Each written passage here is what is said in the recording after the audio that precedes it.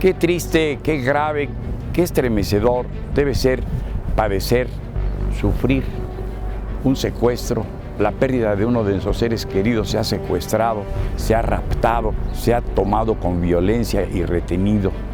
Debe ser, lo imagino y me cuesta trabajo imaginar que haya quien maquine, quien se ponga a planear la supresión de la libertad de una persona para convertirla en negocio, que desde hace décadas se viene ejerciendo, llevando luto. No respeta el secuestro, la desaparición de las personas, ni condición, ni clase social, ni intelectual. El secuestro lo vive, lo sufre ya no solamente el adinerado, el acaudalado, el rico, que no debía ser, que se hace más sensible, porque saben los captores, saben los delincuentes que les va a entregar dinero. No, ahora cualquiera puede padecer la pérdida forzada, la desaparición. Bueno, ¿qué fue de él? Las personas no se deshacen en el aire, porque sí, no son sombras que se tornen en menos que sombra para desaparecer ante nuestros ojos.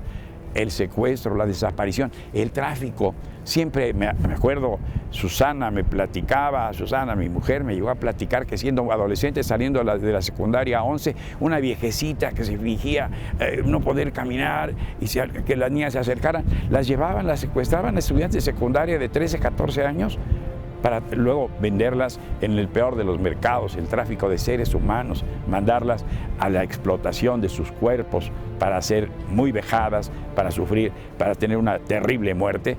Morir así, ser tratado así, equivale a una muerte. Se ha escrito mucho sobre el secuestro, se ha escrito sobre la desaparición forzada de las personas, que si hay pistoleros al mando, que sirven a caciques y a matones y a malvados, que ejecutan a una persona o la secuestran, le dan muerte, la desaparecen y jamás se vuelve a hablar de ellos. Por ahí queda un indicio, se han ido esas personas. Este problema tan grave, ha hecho cohesión en la sociedad, ha hecho que asociaciones, que agrupaciones y que personas serias, personas que han sufrido lamentablemente, como el señor Martí, que perdió a un hijo en una transacción de esa índole, al perder a su hijo y entregar el rescate y todo imposible, el niño murió. Lo ha convertido en un cruzado, la señora de Wallace, entre otros, que me recuerdo en este instante, para luchar y hacer llegar a la Cámara de Diputados la necesidad de legislar en la materia sobre trata de personas, secuestro de las personas, desaparición forzada de personas, es decir, por el respeto a la persona humana. Cada uno de nosotros es muy valioso intrínsecamente para sí mismo y para quienes le rodean, para su familia.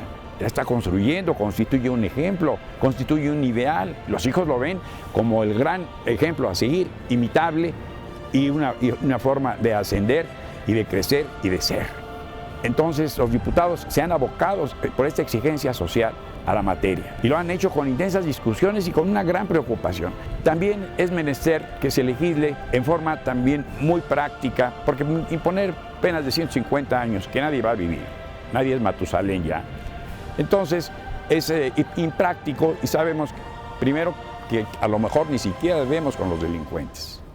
También hay que cuidarse, organice su calle, organice su casa, vigile pues que no sea la puerta abierta, que el candado de la reja, que el niño no esté solito en el jardín, si tienes ahí en su espacio de juego, quiénes son los vecinos, no haga los mismos, no sea rutine, no haga usted tedioso, hastiante su vivir cotidiano.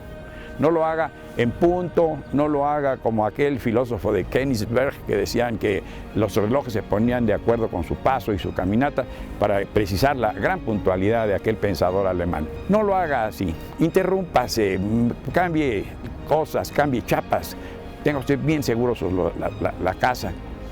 Y también las actividades, no la torne un hábito inamovible, más bien todo lo contrario. Si puede modificar la hora de la salida hacia la escuela, la hora de salida, el orden de los niños, la salida hacia el mercado, en fin, a la vida cotidiana.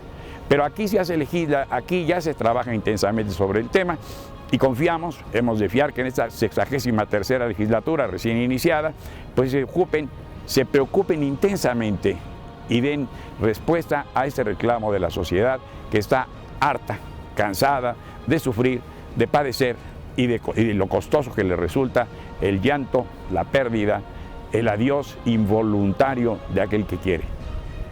Hay que cuidarse y hay que exigir a los diputados que hagan un magnífico trabajo. Reyes Razo, servidor, le dice muchas gracias. Hasta la próxima.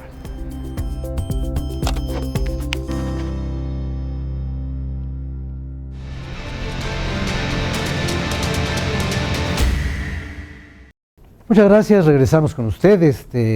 Había yo, antes de que don Miguel Reyes Razo nos regalara con su siempre espléndida crónica, comentábamos sobre las muchas leyes, de veras, muchas leyes, y lo que está en la congeladora, dicen que si se descongelaran tendríamos otras 600 leyes. Ya con el nuevo reglamento ya no.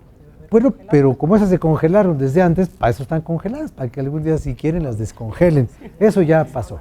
Pero, por ejemplo, ahorita tenemos la nueva ley para la vida de la Ciudad de México, entre otras cosas, que si le van a hacer una constitución, que si no sé qué.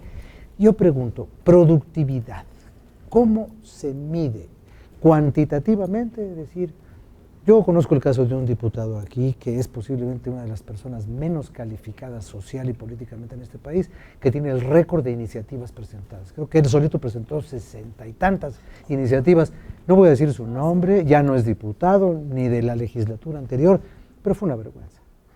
Pero presentó muchas leyes. Y luego hay otros que miden su productividad por el número de veces que toman la tribuna. Entonces, ¿cómo se mide la eficacia real de un poder legislativo? ¿Por su capacidad de supervisión o por su capacidad de expedición?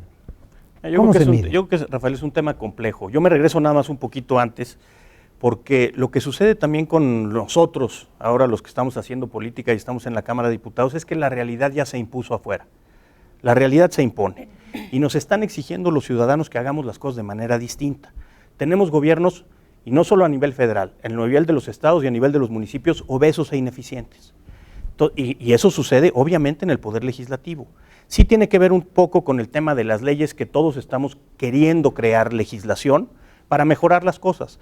Pero yo creo que también el tema de la disminución de los recursos utilizados para la política y para el trabajo de los parlamentarios y de los propios parlamentos, no es solamente un tema que pueda quedar en estos acuerdos de la Junta de Coordinación Política o de los órganos de gobierno de las cámaras. Entonces, ahí entra esta contradicción quizá de lo que se está planteando. ¿No son necesarias tantas leyes? Quizá no, pero sí hay que tener nuevas leyes que vayan al fondo de lo que estamos buscando, y es reducir el dispendio y el gasto público. Entonces, hay propuestas que nosotros traemos, y lo menciono rápidamente, pero está, por ejemplo, el tema de la ley para las pensiones de los expresidentes de la República. Es escandaloso lo que ganan los expresidentes de la República en este país. 205,000 pesos mensuales solo en pensión, más todo lo demás que tiene que ver con guaruras, se les pagan los prediales, el agua, la telefonía celular, etcétera. Tenemos que ir a eso, que si no es lo que resuelve el problema a nivel nacional, sí tenemos que fijar algunos criterios en donde la sociedad ya también está cansada. El tema, por ejemplo, es otra de las remuneraciones de servidores públicos, que está pendiente de su discusión desde hace mucho tiempo, desde noviembre de 2011. Es una ley general que se tiene que tratar. Y así muchas otras, la ley general de propaganda gubernamental.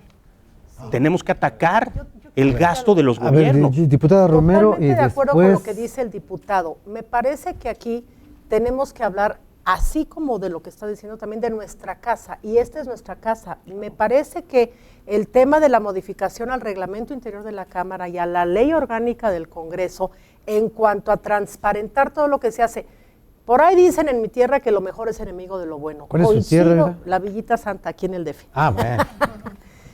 Tenemos que empezar por lo que se puede hacer. Yo comparto todas estas ideas de que tenemos que llegar acá.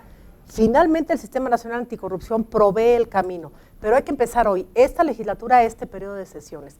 ¿Cuánto ganamos? ¿Cuánto nos dan? ¿Para qué nos los dan? Y una vez hecho transparente el trabajo, caminar legislando adecuadamente para modificar esto, y también entonces empezar a ver qué hace el Ejecutivo, qué hace el Judicial. Pero nuestra obligación, creo yo, en el PAN se nombró una subcoordinación especial para fiscalización y transparencia. Los diputados del PAN vamos a ser transparentes y a partir de ahí vamos a mejorar. no vamos a esperar a ser perfectos para transparentar lo que hacemos. Ahí tenemos que empezar para que la ciudadanía nos vaya juzgando y podamos ir modificando las cosas. Muy bien, muy bien. A ver, diputado, por favor. ¿Y después? Y después. Okay. Bueno, por lo pronto, para no seguir... No, a mí me parece muy acertado tu comentario, porque no se trata de números, sino que también la ciudadanía está descontenta con el poder legislativo porque se ha vuelto comparsa del Ejecutivo y tenemos que ser contrapeso. Somos un poder distinto al Ejecutivo. Ahorita está discutiendo... Perdón, diputado, pero quizás sea más importante un Congreso que supervisa que un Congreso que legisla. Bueno, mira, por ejemplo, ahorita que está por aprobarse el presupuesto, ¿no? Hay recortes en inversión.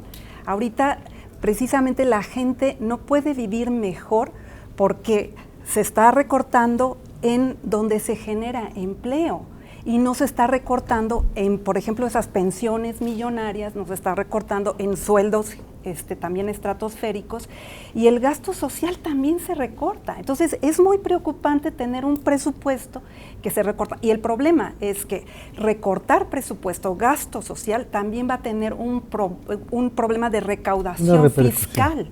Y entonces va a haber menos ingreso. Entonces lo que tenemos que hacer es una reingeniería, pero no esa vacilada del base cero. La mayoría del presupuesto de este país ya está determinado y es muy poquito el margen que tenemos. Entonces es realmente que hagamos como un acuerdo para que el Estado fomente realmente la mejoría en los salarios mínimos tienen que mejorar, tiene que haber mayor productividad económica y entonces la gente realmente va a ver que nosotros estamos haciendo algo como legisladores. De otra manera, no nos van a reconocer nuestro trabajo. Muy bien. Sí. A ver, diputada, y después usted. Debemos de recuperar la confianza y la credibilidad de la ciudadanía. El asunto de la austeridad es un tema que debemos de analizar y sobre todo esta semana que viene el informe presupuestal y que viene el secretario Videgaray. Debemos de cuestionar y analizar nosotros los diputados de manera seria, consciente. ¿Dónde están los recortes?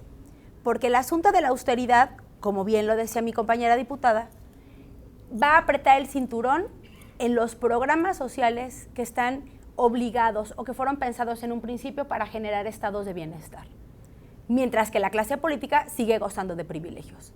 Entonces, eso es contradictorio, número uno. Número dos, la manera en la que los ciudadanos dejamos de convertirnos en ciudadanos para convertirnos en clientes de los partidos políticos. Entonces habrá que ver qué se está recortando y en dónde y según qué se recorta y en qué estado, y habrá que ver cuándo es temporada electoral en los estados, porque luego también podemos estar ahí cayendo en una falta de atención de ver en dónde están recortando y en qué año según su año electoral de aquí al 2018. Habrá que ver y dejar de convertirnos en clientes y que nos den trato de ciudadanos. Muchas gracias, diputada. A ver, diputada, por favor. Bueno, creo que esto va mucho más allá. Recordemos que cada quien representa un Estado, viene representando un Estado. El Poder Legislativo está haciendo un esfuerzo. Creo que todas las fuerzas representadas aquí están haciendo un esfuerzo, pero no es lo único. Para que haya un ahorro sustancial, hay que vigilar que los estados estén haciendo lo mismo. Hay que vigilar que el gobierno del Distrito Federal esté haciendo lo mismo. ¿Qué están haciendo los municipios? Por supuesto que hay gasto excesivo. El gobierno de la República está cuidando la salud, está cuidando la educación, está cuidando el gasto social, pero también en los estados de la República hay excesos en esos gastos, incluso se repiten los mismos apoyos, muchas veces por cuestiones electoreras. Vienen tiempos electorales en varios de los estados y por supuesto que hay que ser vigilantes, pero creo que otra obligación que tenemos nosotros como legisladores es ver qué va a pasar en nuestros estados. ¿Qué va a pasar? ¿Se va a ver ahorro en los estados también o solamente se lo van a dejar al Poder Legislativo? Creo que es una responsabilidad de todos y es mayúscula. La gente nos está vigilando, hay ciudadanos que están observando lo que vamos a hacer y esa es la gran oportunidad de este espacio que tenemos en el Poder Legislativo. Muchas gracias, diputado. Retomo a lo que usted decía, cómo evaluar el desempeño de nosotros como legisladores. Yo creo que es muy importante algo. Tratar de legislar, subir iniciativas de temas torales que en el país, más allá de temas para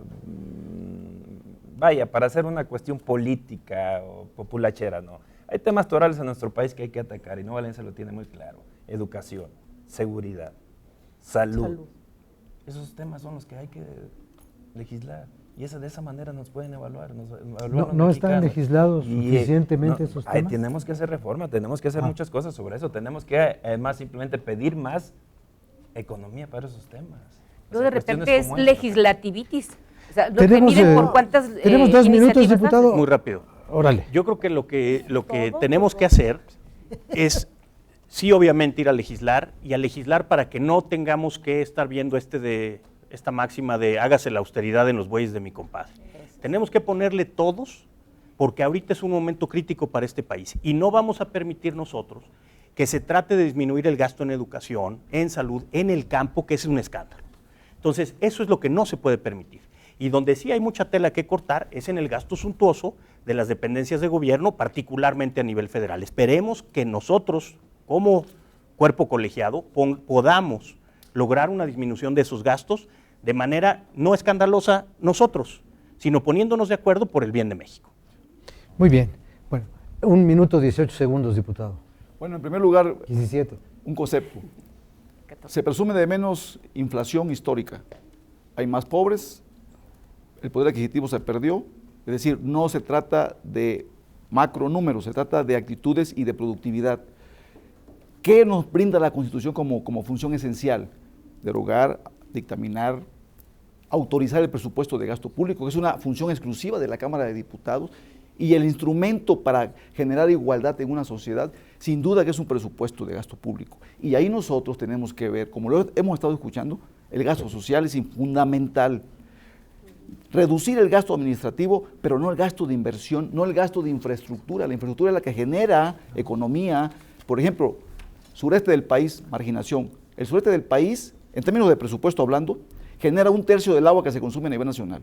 Llámese Chiapas, Veracruz, Oaxaca, Tabasco. Genera 1/3 de energía eléctrica. Bueno, pues ahí hay un área de especial atención, área económica especial, que podemos detonar con el corredor transísmico. Esas áreas que el Congreso debe de tomar, la Cámara Baja en este caso, para impulsar la economía del sureste del país, que ahí está radicada la marginación más alta, reconocida por el INEGI. Entonces, creo que es un instrumento, un reto para la Cámara de Diputados. Yo exhorto a las fuerzas políticas y, por supuesto, acabar con el fuero.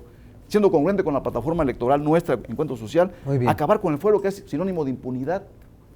Muy bien, diputado, muchas gracias. Bueno, hacemos una pausa, regresamos al próximo bloque, que será el último de esta construcción de este programa, y le anticipo, cuando regresemos, la diputada de Los Santos, que si no, bueno, ahorita regreso.